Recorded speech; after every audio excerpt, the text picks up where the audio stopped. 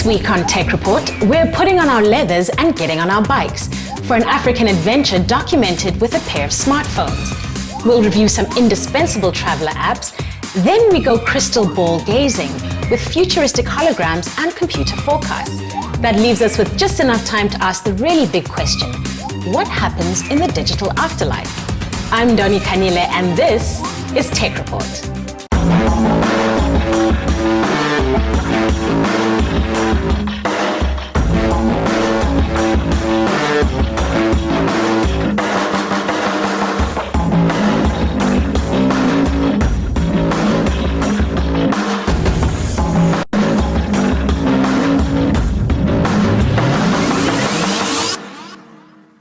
It's school holidays and the kids are running wild. It's not the nicest thought for the average office grunt, so we've decided to bring some relief in the form of the ultimate adventure tale.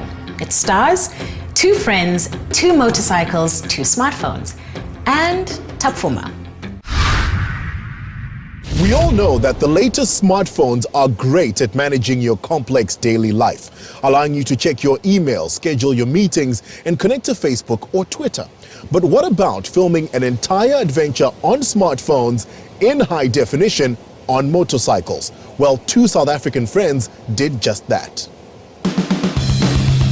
Craig Neill and Fainan Low set off from Cape Town on their motorcycles in October last year.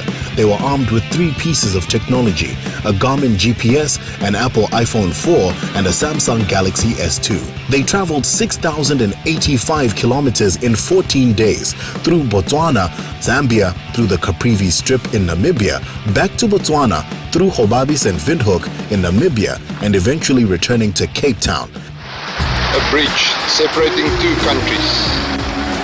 Zambia on its left, Zimbabwe on the right.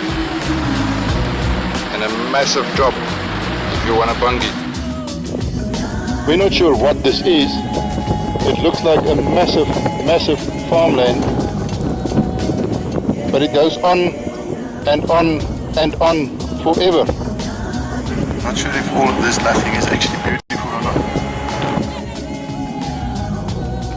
Although the footage is not as crisp as when you use a GoPro or other HD cameras, it's still rather impressive.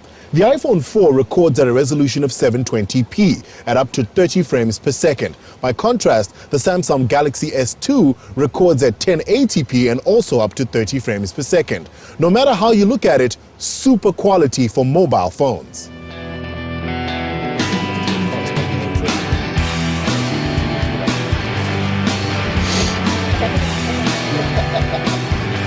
So apparently it was never your intention to create a documentary.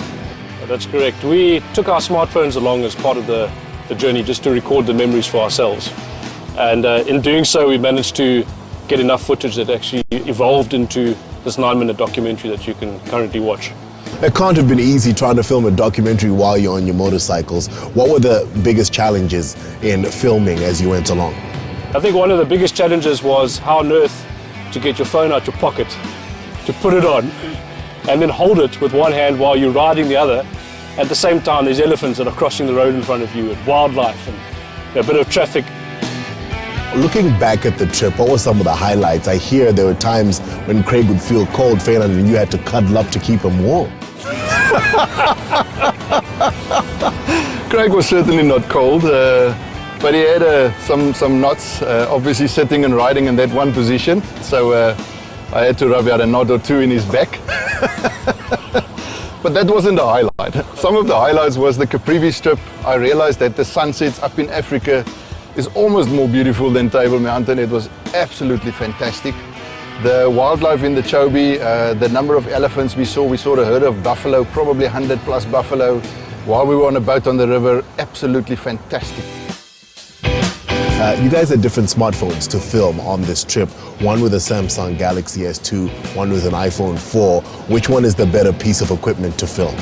For me personally, I found the Galaxy really shooting very well, shooting very simple, all with a click on a button, and whether it's video or camera or still photos, it's just quite simple to use. In terms of the visual colors, maybe I'm a bit biased because I own an iPhone 4. I found the iPhone 4 to have a lot more color inside of the pictures. I found the Galaxy had a little bit less in terms of color, but the Galaxy had a lot more out-of-the-box features. Craig decided to tackle the editing using only free applications to determine exactly what is possible with smartphones and free editing software. Unfortunately, without the proper video equipment, you'll always end up with some audio and video problems and wind noise at times. Wind noise or no wind noise, home movies will never be the same again.